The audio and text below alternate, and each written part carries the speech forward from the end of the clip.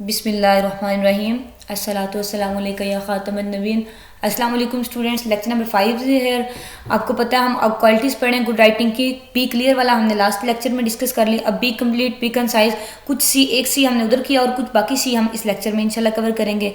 B complete का मतलब है include all the necessary facts and background information to support the message you are communicating. आप जो message communicate कर रहे हैं आप उस मैसेज में कंप्लीट हो, उस मैसेज को मुकम्मल करें। मुकम्मल वो तब होगा जब उसमें सारी जो ज़रूरी चीज़ें हैं, नेसेसरी फैक्ट्स हैं, वो होंगे।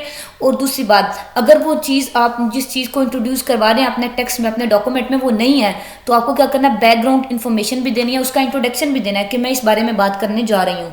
जब background knowledge, information, necessary fact सब कुछ होगा आपके टेक्स्ट में तो मतलब होगा कि आपका टेक्स्ट अब कंप्लीट है। Partial instructions word not work if we were to survive as an authentic writer। अगर आप अथेंटिक राइटर की तरह सर्वाइव कर रहे हैं यानी कि एक अच्छा राइटर बनना चाह रहे हैं तो क्या है, पार्शियल इंस्ट्रक्शंस। पार्शियल इंस्ट्रक्शन का मतलब होता है इनकम्प्लीट इंस्ट्रक्शन, नामुकम्मल हिदायत, नामुकम्मल चीज़ें, वो आपके लिए ठीक नहीं है अगर आप अच्छा राइटर बनना चाह रहे हैं। Our captain had to make sure we saw the complete picture check. तो आपके ये बताया कि हमारे कैप्टन ने हमें बताया कि हमें मेक श्योर होना चाहिए इन सारी बातों में। कौन सी बातों में भला? Have you given all the facts, कि क्या आपने फैक्ट्स अपने सारे जो आपका पर्पस है बयान करने का वो आपने टेक्स्ट में बयान कर दिए हैं। Have you covered the essential, हर ज़रूरी बात आपके टॉपिक की क्या कवर कर दी आपने, हर ज़रूरी बात के बारे में आपने लिखा है अपने टेक्स्ट में। Have you answered all his question, सारे सवाल जो, अगर आपकी कोई स्टेटमेंट थी जिसके आंसर में आपने टेक्स्ट लिखा है तो उस स्टेटमेंट से जितने सवाल आपके निकलते थे, माइंड में आते थे, क्या सबके आपने जवाब दे दिए हैं। Did you plan you what you said, क्या आपने जो लिखा है, जो कहा है, वो आपने पहले से प्लान किया हुआ था या इन प्लान ही आपने ऐसे जो जो माइंड में आता गया वो लिख दिया। अगर ये सब कुछ आपने ठीक से किया तो इसका मतलब है आपका टेक्स्ट कंप्लीट है। B concise, keep in mind the readers knowledge of the subject and the time constants. Reader का नॉलेज, कि उसका इस सब्जेक्ट के बारे में रीडर कितना जानता है। पहले तो आप ये जानेंगे ना मेरा रीडर है कौन, ऑडियंस कौन है। जब आपको ये पता चलेगा फिर आप उसके नॉलेज के बारे में करेंगे कि वो उसको कितना इल्म है इस बारे में। और फिर आप ये करेंगे कि उसके पास टाइम कितने वक्त में उसने ये पढ़ना है, कितने वक्त में ये कवर करना है, ये ज़्यादा डिटेल है या सिर्फ ये हेडिंग है या सिर्फ एडवर्टाइजमेंट कोई आप दे रहे हैं अपने ऑर्गेनाइजेशन की। ये सारा कुछ आपने कर लिया, जज कर लिया, डिसाइड कर लिया। फिर क्या करें, convey the information as quickly and easy as possible. जितनी जल्दी और जितने आसान तरीके से हो सकता है अपनी इन्फॉर्मेशन को कन्वे करें। जितने थोड़े लफ्ज़ों में और आसान लफ्ज़ों में आप हो सकता है अपनी इन्फॉर्मेशन को डालें और कन्वे करें। कीप इन कंसाइज और शॉर्ट और so that it may serve as a life saver when you needed to react immediately to a changing sea और वाइट पैटर्न चेक। आपने ऊपर पढ़ा ना सी की एग्जांपल, कि जब समुद्र में तूफान आया हो तो आप इंस्ट्रक्शन नहीं देखेंगे, आप जल्दी जल्दी वही करेंगे जो आपको सही नज़र आ रहा है। तो अगर आप तूफान में काम कर रहे हैं, अगर आप कंसाइज तरीके से करेंगे ना, जल्दी जल्दी करेंगे और आपने समझे आप जहाज़ में हैं और तूफान में आप जहाज़ को जल्दी जल्दी समेटेंगे, कंसाइज तरीके से, शॉर्ट तरीके से जल्दी जल्दी चीज़ें करेंगे तो जल्दी जल्दी आप सेव रहेंगे ना। वो आपकी एग्जाम्पल चाहिए कि इस तरह से आप कंसाइज और शॉर्ट में अपने टेक्स्ट में कि आप लाइफ सेवर बने, कि ज़िंदगियाँ बचाने वाले। मतलब इसका ये है कि आप लोगों का टाइम बचाएं, उनको अच्छे तरह समझाएं और आसान तरीके से उनके लिए पोर्ट्रेट करें चीज़ें। अच्छा, कंसाइज मैसेज में आपको ये सारी चीज़ें चेक करने की ज़रूरत है। Have you plunged right into the subject of the message. Plunged right, आपको पता है कि आपको समुद्र की एग्जांपल दे के, तूफान की एग्जांपल से, टाइफोन की एग्जांपल से हम ये राइटिंग स्किल समझ रहे हैं। तो प्लंग्ड राइट का मतलब होता है कि आपने उसको जो डूबा हुआ था उसको आपने तरीके से उसको निकाल दिया, बचा लिया। कि आपका जो सब्जेक्ट मैटर है, वो आपका जो मकसद है, टॉपिक है, पर्पज़ है, वो आपने अपने टेक्स्ट में उसको ठीक तरह से एक्सप्लेन किया है, उसको ही फोकस किया है ना आपने जो राइटिंग तहरीर लिखी है उसमें। Have you avoid rehashing the reader's letter, क्या आपने रीडर के लेटर को, यानी कि उसने जो, अगर आपने रीडर का लेटर आपका आया था, आपने उसको रिहैश करने से, दोबारा उसी की बातें उसमें दोबारा नहीं ठोंसी, आपने उसको जवाब देना है, उसी के सवाल दोबारा से तरह तरह से टाल मटोल करके वही पुट नहीं करने आपने राइटिंग में, ठीक है। Have you said enough but just enough, क्या आपने काफ़ी कह दिया, कि काफ़ी कहना है, सिर्फ ज़्यादा भी नहीं कहना, मोर देन इनफ भी ना हो, लेस देन इनफ भी ना हो, just enough. You have to say just enough, कि जितना उसके लिए काफ़ी है, उसके समझने के लिए काफ़ी है, उतना मटेरियल उसको प्रोवाइड करें। Have you avoided needless filler words and phrases, क्या फालतू आपने वर्ड्स और फ्रेजेस निकाल दिए हैं ना, फालतू आपने लफ्ज़ और फ्रेजेस जो सिर्फ आपने ज़्यादा टेक्स्ट करने के लिए, अपनी तहरीर को बढ़ाने के लिए लिखे हुए थे, उनको निकाल देना है। सिर्फ काम की बातें लिखनी है जो आपके सब्जेक्ट को, आपके पर्पज़ को, आपके एम को सपोर्ट कर रही हूँ। ये हो गया कंसाइज मैसेज। अब मैसेज को क्रिएटिव कैसे बनाएं, use different formats versus straight narrative to communicate your message, Q question and answer format, graphics, idealist etc. Sometimes hand signals or figurative language is needed when the wind and the sea drown out our ability to hear.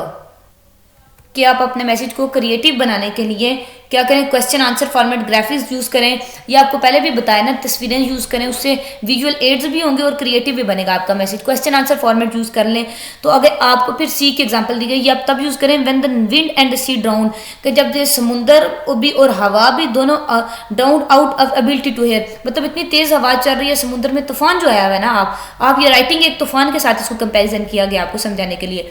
अच्छा, तेज़ हवा चल रही है और समुंदर भी ऐसे जोर जोर से शोर मचा रहा है, तो आपकी एबिलिटी टू हेयर वो ख़त्म हो गई, आपको कुछ सुनाई भी नहीं दे रहा।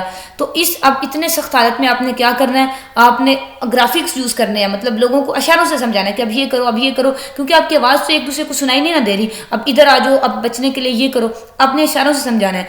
तो वही बात यहाँ बताई गई है कि ग्राफिक्स यूज़ करें और ऐसी चीज़ें यूज़ करें कि आपका रीडर अच्छी तरह से आपकी बातें समझ सके, उनको अंडरस्टैंड कर पाए।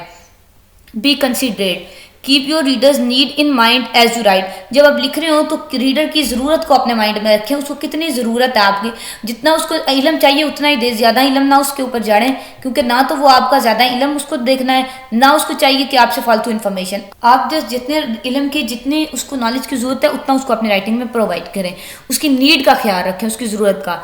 Ask your self, why should my reader spend time reading this. खुद से पूछें कि मेरा रीडर अपना टाइम क्यों ज़ाया कर रहा है मेरी तहरीर पढ़ते हुए। उसको कोई चीज़ें जो ज़रूरत है ना, सिर्फ आप वो लिखें, ज़्यादा बढ़ाने चढ़ाने की ज़रूरत नहीं है। Make it worthwhile for them to do so, तो उसको अपने रीडर के लिए अपनी तहरीर को कीमती बनाएं, वर्थवाइल बनाएं, कि अपना टाइम वो स्पेंड कर रहा है तो डेफिनेटली आप उसकी नीड पूरी करें। Keep in mind your audience और reader might not be as receptive. आप माइंड में ये रखें कि आपका ऑडियंस या आपका रीडर अगर रिसेप्टिव ना हो, रिसेप्टिव का मतलब होता है जो एक्सेप्ट कर लेता है, चीज़ें कबूल कर लेता है, अगर रिसेप्टिव नहीं है तो उसके लिए आपने कौन कौन से प्रिकॉशंस करने हैं अपनी राइटिंग में, वो भी सोचें। अच्छा, ये चीज़ें चेक करें कंसिडरेट करने के लिए मैसेज को। Have you put the client first, सबसे पहले आपने इंपॉर्टेंस देनी है रीडर को, पढ़ने वाले को, अपने क्लाइंट को, ठीक है, क्या आपने उसको सबसे पहले लिखा है। Have you food lighted his her interest, क्या आप फ्लड लाइटेड सॉरी क्या आपने उसके जो दिलचस्पियाँ उन पर रोशनी डाली है, ढेर सारी रोशनी। फ्लड लाइट का मतलब होता है उसकी दिलचस्पियों, कोई जो चीज़ की ज़रूरत है उसको सिर्फ अपने वही लिखना है, वही चीज़ें अपने टेक्स्ट में, अपनी तहरीर में, अपने डॉक्यूमेंट में उसके लिए पेश करनी है। Have you worked in his और हर मोकेशंस, बच्चों कहते हैं किस्म की फ्लैट नहीं होती, सोल आपका चप्पल जो होता है, इसका ये एकदम फ्रेज है इंग्लिश का कि step into the shoe of reader, कि आप रीडर के उसकी जगह पे खड़े होकर उसको देखें। इसका ये मतलब है कि मोकेशंस चप्पल को कहते हैं, जो यानी कि क्या आप उसकी जगह पे चले गए, उसकी जगह पे खड़े होकर आप एक रीडर बन के सोचें कि आपको ये टॉपिक है, आपको क्या क्या चीज़ों की ज़रूरत है, उसकी जगह पे खड़े होकर ये जज करें, तो फिर सिर्फ वही चीज़ें अपनी राइटिंग में पुट करें। इसका ये मतलब है। Have you talk his her language, क्या आपने उससे उसी की ज़ुबान के बारे में बात की है, जो ज़ुबान वो अंडरस्टैंड कर पाता है, जिसके लिए जिस ज़ुबान में उसके लिए पढ़ना इसी होता है, कि आपने वैसे ही बात की है ना उससे। यानी कि आप उसका स्टाइल का ख्याल रखें जिसको वो फॉलो कर रहा है, जो लैंग्वेज उसके लिए ईजी टू अंडरस्टैंड है, ईजी टू रीड है। Be correct by checking all जो information is accurate and timely. अब ये चेक करें, अगर आपने कोई फिगर दिए हुए हैं या कोई इन्फॉर्मेशन प्रोवाइड की हुई है, उसको कंप्लीट अपनी कंफर्मेशन के बाद उसको उसमें ऐड करें अपने टेक्स्ट में, वो ठीक भी होनी चाहिए और टाइमली भी होनी चाहिए। डबल चेक योर स्पेलिंग, अपने स्पेलिंग को 2 बार चेक करें, पंक्चुएशन, ग्रामर ये डबल चेक करें। Proof read it before you send it, अपने मैसेज को सेंड करने से पहले प्रूफ रीड करें। प्रूफ रीड का ये मतलब होता है कि फ्रेश माइंड से, जैसे आपने आज मैसेज लिखा है उसको छोड़ दें, कल उसको एक फ्रेश माइंड से देखें दोबारा, उसमें से आपको ढेर सारी गलतियां निकलेंगी, ग्रामर की, पंक्चुएशन की, और वैसे सेटेक्चुअली भी आपको बहुत सारी गलतियां निकालेंगे आप। तो इसको आप खुद अपनी गलतियां निकालने को कहते हैं प्रूफ रीड, ठीक है। एक बार सेंड करने से पहले मैसेज को प्रूफ रीड कर लें।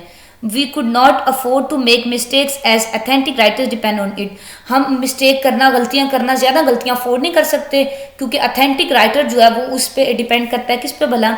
Have you check all facts for correctness, कि आपने करेक्टनेस के, अपने राइटिंग को अच्छा करने के सारे फैक्ट्स चेक कर लिए हैं, मतलब ग्रामर, स्पेलिंग, स्ट्रक्चर, सारी फ्रेजेस, नेसेसरी सारी चीज़ें आपने चेक कर ली है ना। Have you spelled the readers name correctly, हाँ इस बात पे बहुत तवज्जो देनी है। बात लोग होते हैं वो माइंड कर देते हैं इसको, और रीडर का नेम वही लिखें जो वो खुद यूज़ करता है अपने लिए, ठीक है, स्पेलिंग जो वो अपने नेम के लिए खुद यूज़ करता है। अगर आपका एक स्पेसिफाइड रीडर है ना तो वो स्पेलिंग लिखें जो अपने नेम के लिए वो खुद लिखता है, आप वही लिखें, आपको चाहे और सही लग रहे हो लेकिन वही लिखें जो वो यूज़ करता है। नेक्स्ट है have you verified all numbers and amounts, numbers amounts figure facts. मैंने आपको पहले भी कहा कि अगर आपने ऐड किए कोई कैलकुलेशन उनको पक्का करें, डन करें। अगर आप कुछ किसी चीज़ की परसेंटेज आए कि ये 60% इसकी रेशियो है या इसकी तादाद 50 है 60 है, उनको वेरीफिकेशन के बाद ऐड करें। Is the appearance of the letter effective, it is clean well spaced, यानी कि देखें ना ये आप क्लीन है ना आपका ये नोट। अब ये पेज को एक बार ओवरव्यू करें, ये ठीक है, अब ये जगह जगह छोड़, अगर ये सारे लफ्ज़ ये स्पेस ना होती एक दूसरे के साथ जोड़ के लिखे होते बिल्कुल आपको समझ ना आती। अब ये साफ सुथरे, अगर इस पे यूँ ऐसे ऐसे क्रॉस लगे हों ऐसे ऐसे तो आपको नहीं समझ आएगी, ये बार बार गंद मचा हुआ होगा ना। क्लीन होना चाहिए आपका मैसेज देखने में भी, और उसकी स्पेसिंग भी अच्छी होनी चाहिए। अब देखें ये हेडिंग है, ये लिखा हुआ, फिर पॉइंट्स नीचे लिखे हुए, अब ये सारे इधर आगे भी तो आ सकते थे लेकिन नहीं, स्पेसिंग का ख्याल रखा गया। आपने भी अपनी राइटिंग में ऐसे ही करना है। Have you check your spelling punctuation grammar etcetera, ये दूसरी बार आ गया। Be credible, strive to present yourself from a position of credibility and competency, खुद को ऐसा प्रेजेंट करने की कोशिश करें कि जो आपका रीडर है वो आप पे ट्रस्ट करे, वो आप पे इससे सेटिस्फाई हो। Write to reinforce your message and make it more believable, अपनी बात इस तरह से करें कि रीडर को लगे कि आप सच कह रहे हैं, वो आप पे एतमाद करने लगे, आपसे सेटिस्फेक्शन उसको हो और वो आप पे ट्रस्ट करने लगे, आपके उसके लिए क्रेडिबल ट्रस्ट वर्दी बन जाएं। We needed to trust that our captain, with his experience in the U.S. coast guard, knew what he was doing and was telling us for our own good. यानी कि ऊपर आपने एग्जांपल पढ़ी ना सीम की कि समुद्र में तूफान आ गया और सारा, कि आपको ये बात ट्रस्टवर्दी होनी चाहिए कि आपका जो कैप्टन है अगर वो आपको कर रहा है ना कि ऐसे कर लो ऐसे कर लो, अगर आपको उसकी आवाज़ भी सुनाई नहीं दे रही, वो आपको ग्राफी से इशारों से बता रहा है ऐसे कर लो, आपको उस पर ट्रस्ट होना चाहिए कि वो जानता है आपकी भलाई के लिए, आपके गुड के लिए, आपकी बेहतरी के लिए उसको क्या करना है। क्योंकि तूफान आ गया तो उसको आपको उसकी बात माननी है। यूएस पॉज पे गॉड जो आपका है कैप्टन, आपको उस पर ट्रस्ट करना है। इसी तरह आपको क्रेडिबिलिटी, आपको ट्रस्ट और सेटिस्फेक्शन गेन करनी है अपने रीडर की, जैसे एक कैप्टन अपने लोगों की करता है। बी कॉटियस, चेक, कॉटियस का मतलब होता है शाइस्ता, मतलब शाइस्तगी आप लाएं अपनी तहरीर में, ये चीज़ें चेक करें कॉटिसी के लिए, शाइस्तगी के लिए। विल इट विन गुडविल, क्या आपकी तहरीर जो है वो उसके भले भले के लिए, उसको ये लग रहा है कि इसके लिए बेनिफिशियल है रीडर को आपकी बात पढ़ के।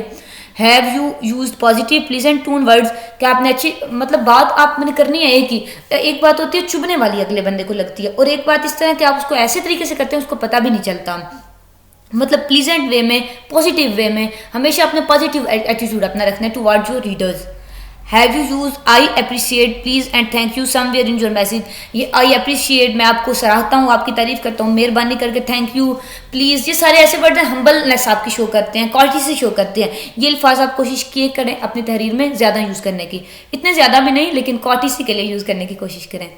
Would you enjoy reading what you have said, कि आप खुद इंजॉय रीडिंग कर रहे हैं, आपने अपने जब फ्रेश माइंड से पढ़ा उसको प्रूफ रीड करने के लिए कि आपको वो पढ़ के अच्छा लग रहा है, आपको पता चल जाता है आपने कैसा लिखा। अगर आप इंजॉय कर रहे हैं तो definitely your reader will also be enjoy.